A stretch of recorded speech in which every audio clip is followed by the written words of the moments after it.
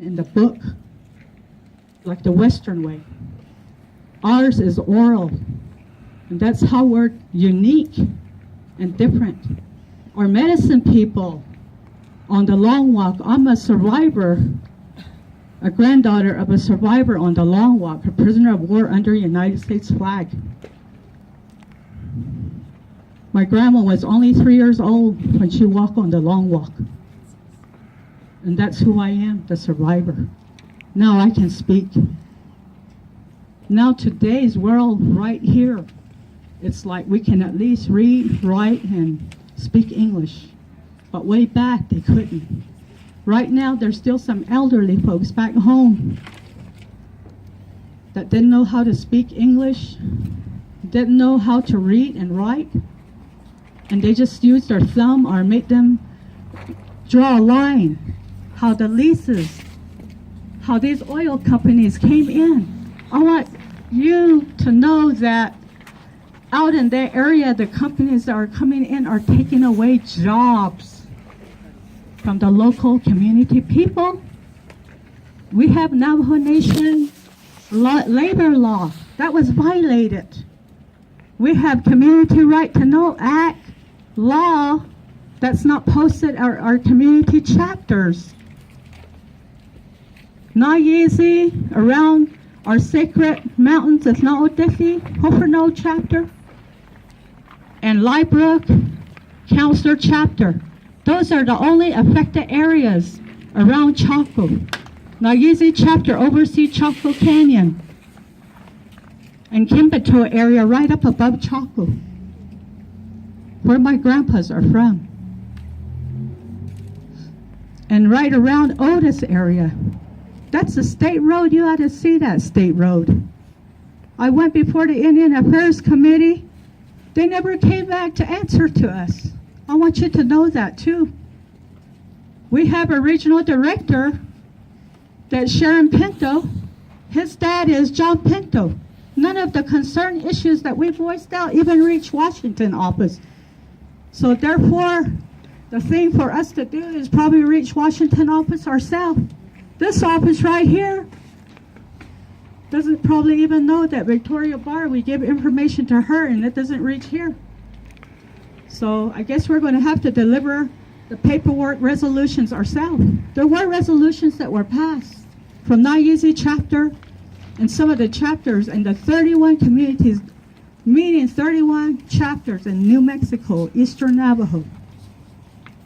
And that whole leadership and community voted on that resolution on this fracking and buffer zone. Buffer zone, they're not listening. So I guess one of these days we're going to have to walk in and stop the drilling ourselves, like Utah did, and run them off and take over the drilling sites. Maybe that'll teach them a lesson. So, you know, BLM's not going to listen. If the BIA is not going to listen, then I guess we're going to have to take a stand ourselves.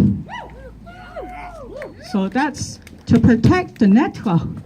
And our story, the Ne, originated from Navajo Dam.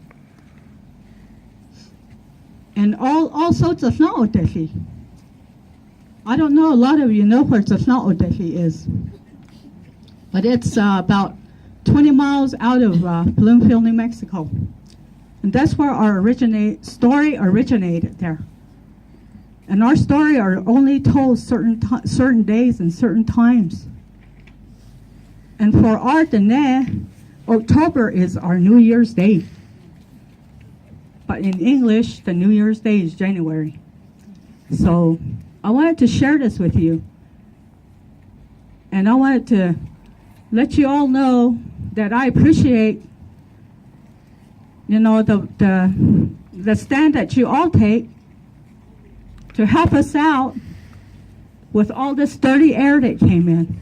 And our people don't know that there's air, the office here that okays the air quality. They're putting in a permit which they're going to turn on the carbon dioxide at night when people are asleep. And they put these articles in the paper way in the back page where you can't see it. And a lot of our Dene people from that community don't get Daily Times. And they don't get the papers. And we have leaders there that are doing what they can.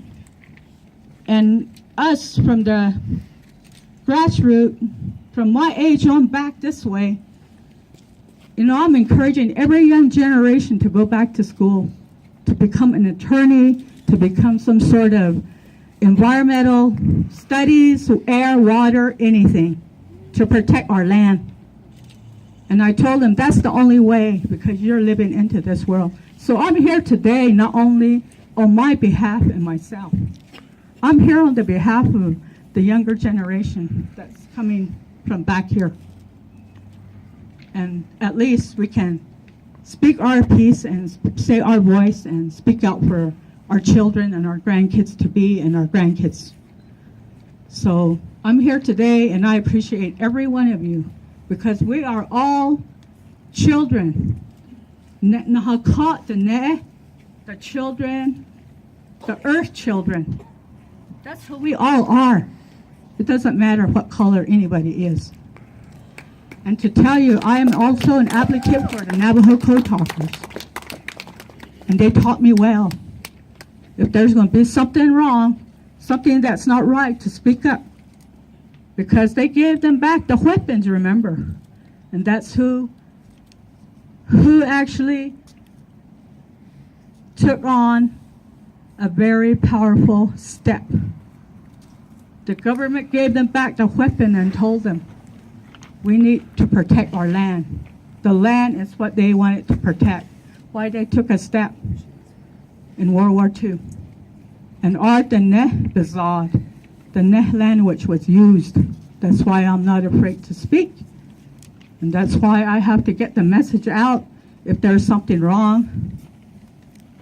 But I want to do it the right way. I still have to have my elders' guidance.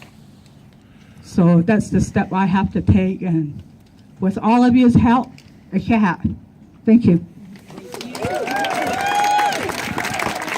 Thank you, Ms. Etta. Next we have Anna Rondon from Southwest Indigenous Uranium Forum, and then next, Kirby Jachu. Yatesh, Dene, relatives, brothers and sisters, children of the holy people, good morning. It's a beautiful day, every day when the sun rises. It's another fight for us. It's been that way on this land. This morning, we're having a meeting, our leaders, with the BLM.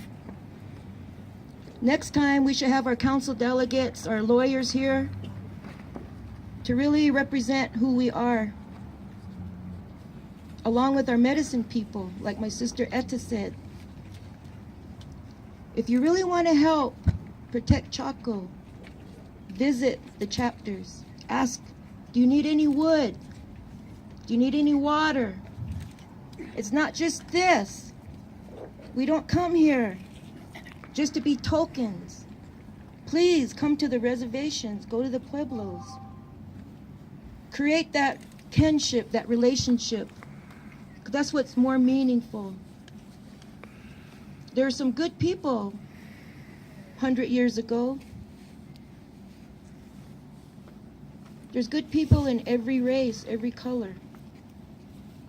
And I think that's what brings us together, our ancestors, what they prayed for. Yesterday, we were at the Martin Luther King Jr. gathering in Window Rock. I want to report, Lenny Foster, the spiritual advisor for Leonard Peltier, mentioned that the executive clemency for Leonard Peltier's release is on his table.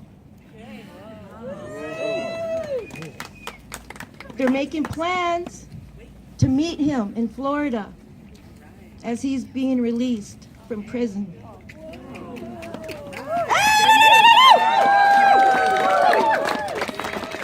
The other thing at Martin Luther King gathering is we had a cultural specialist that worked with our Navajo medicine men and women over the past 35 years. They recorded all the sacred sites in our songs, in our ceremonies.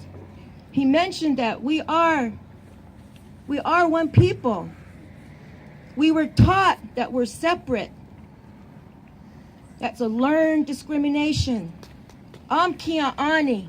I'm Dene. Kia'ani are the towering house people. There's no such thing as you're Pueblo, you're Navajo, you're Apache, you're this, you're that. That's learned. We're all one people. There should not be no discrimination because we label ourselves. We have to stop that. Just remember, we're one people. And if you really want to help the relatives out at Chaco, go there and pray. Everything we do, every effort we do starts with prayer, ceremony, everything. These events are always supposed to have a prayer. Every effort, every lawsuit has to have a ceremony for guidance. The other thing that was mentioned by one of our veterans yesterday was if Chaco Canyon is going to be under attack with these new leases, he said the veterans will be there to protect. They will stop the drilling. In the spirit of Standing Rock, in the spirit of Sacred Stone Camp, that was the culmination of this movement. This over 500-year movement is a spiritual war. I'm just happy to be here alive to witness all the fights we've been through. But I just ask one thing is just respect the local people that are directly impacted. Please help. Because once you're gone, Sierra Club, Dene Care, Wild Earth Guardians, they're still there. Build the capacity. Stronger, deeper, to know who we really are and create that relationship, family. With that, yeah, thank you. Thank you, Anna. Okay, we are going to attempt something that is a little logistically difficult, and I hope we have all of your coordination for this. So because we are 100+ strong here today, we are going to line up and make sure we take at least one group photo of everybody's beautiful faces, and then we will continue speakers facing the crowd, so it's a little easier to see them. So we've got like 10 minutes to try to coordinate a photo, and this is what I'm going to ask people do. If you're holding a big banner, you should go to the back of this line, kind of where the Vigas are at BLM, potentially even close to the bench so you could stand on it if need be. And you'll hold those banners. If you've got signs on sticks, also in the back. If you're holding a sign in the front, move to the front. I'll be barking and coordinating at you too. Put your back to BLM facing the street, and we're going to try to coordinate some photos. Thank you for your cooperation, and then we'll continue with some speakers. And we're still waiting for those to get out of the meeting to tell us what happened, so bear with us.